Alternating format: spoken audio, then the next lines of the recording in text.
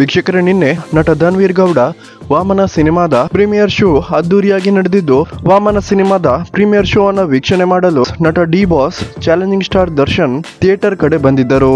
ನಟ ದರ್ಶನ್ ಅಂತೂ ಧನ್ವೀರ್ ಗೌಡ ಅವರ ವಾಮನ ಸಿನಿಮಾದ ಮೇಕಿಂಗ್ಗೆ ಅದ್ಭುತವಾದ ರಿವ್ಯೂ ಕೊಟ್ಟಿದ್ದು, ಈ ಸಿನಿಮಾಗೆ ಮೆಚ್ಚುಗೆಯನ್ನ ವ್ಯಕ್ತಪಡಿಸಿದ್ದಾರೆ.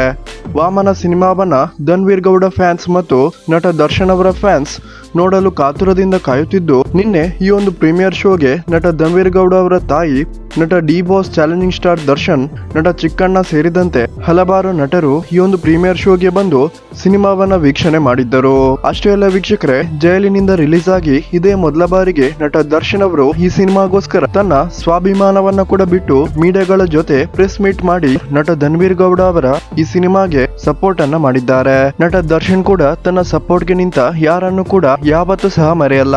ಹಾಗಾಗಿ ವಾಮನ ಸಿನಿಮಾಗೋಸ್ಕರ ನಟ ದರ್ಶನ್ ತನ್ನ ಸ್ವಾಭಿಮಾನ ಮರೆತು ಮೀಡಿಯಾಗಳ ಜೊತೆ ಮಾತಾಡಿದ್ದಾರೆ ಅಂತಾನೆ ಹೇಳ್ಬಹುದಾಗಿದೆ. ವೀಕ್ಷಕರೇ, ನಿಮ್ಗೆ ಇದರ ಬಗ್ಗೆ ಏನ್ ಅನಿಸುತ್ತೆ ಅನ್ನೋದನ್ನ ದಯವಿಟ್ಟು ಕಮೆಂಟ್ ಮಾಡಿ ತಿಳಿಸಿ. ಹಾಗೇನೆ ಡಿ ಬಾಸ್ ದರ್ಶನ್ ಫ್ಯಾನ್ಸ್ ದಯವಿಟ್ಟು ಈ ವಿಡಿಯೋಗೊಂದು ಲೈಕ್ ಕೊಡೋದನ್ನ ಮರಿಬೇಡಿ.